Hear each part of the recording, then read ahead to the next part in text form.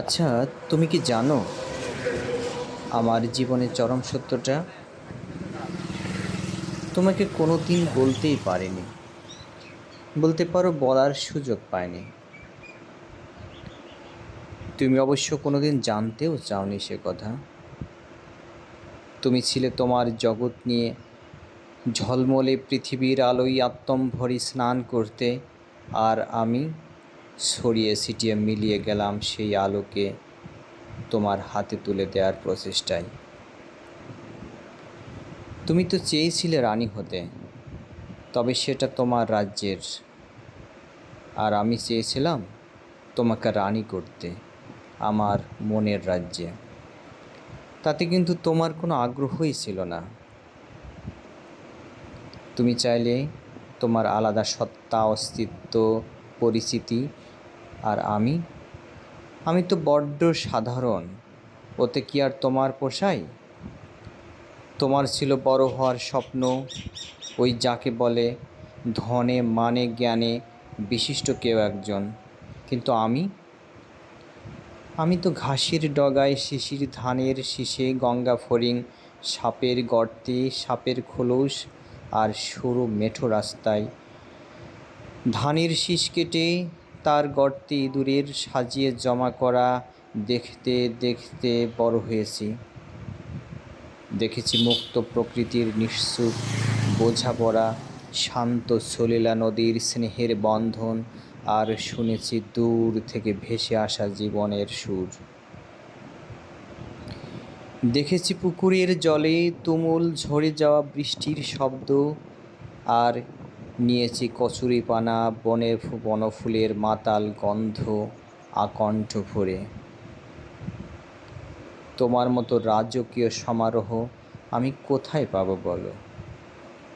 আমাকে যদি শালুক ফুল তুলে আনতে বলতে, অথবা বলতে খেজুরের রস এনে দিতে, বা কোনো জাম অথবা তেঁতুল গাছ থেকে জাম বা তেঁতুল পেড়ে দিতে, আমি খুব পারতাম।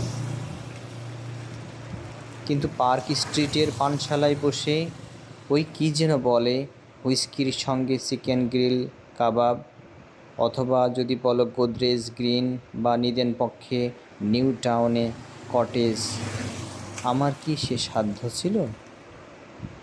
বিরিয়ানির চেয়ে মাছের ঝোল, ডাল ভাতে আমি অনেক তৃপ্তি খুঁজে পাই। তুমি বলবে ওরকম হতে গেলে পকেটের জোর দরকার, রোজগার করতে জানতে হয়, বুঝলে? আমি বলি কি, আমি তো সুখ শান্তি কিনতে শিখিনি। জেনেছিলাম ওসব নাকি জীবনের মধ্যে খুঁজে নিতে হয়।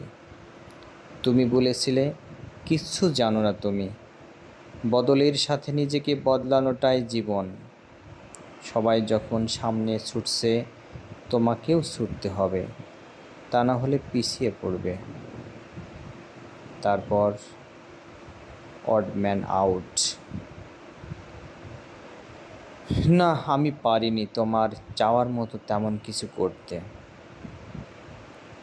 তাই তোমাকে তোমার মতো থাকতে দিলাম। আর আমার কথা ভেবো না তুমি, ঠিক দেখে নিও।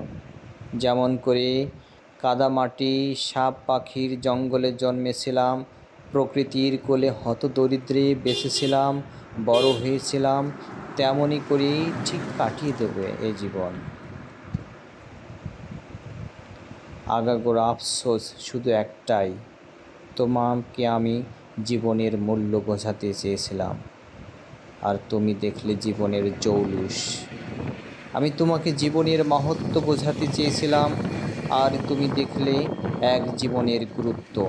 আমি চেয়েছিলাম শান্তি, আর তুমি চাইলে সুখ, যা কিনতে গিয়ে বিচ্ছিন্ন জীবন দুপুল ভাসালো। ধন্যবাদ। লেখাটি নাম বিচ্ছিন্ন জীবন, লিখেছেন প্রদীপ কুমার আচার্য। সবাইকে ধন্যবাদ ও কৃতজ্ঞতা জানাচ্ছি।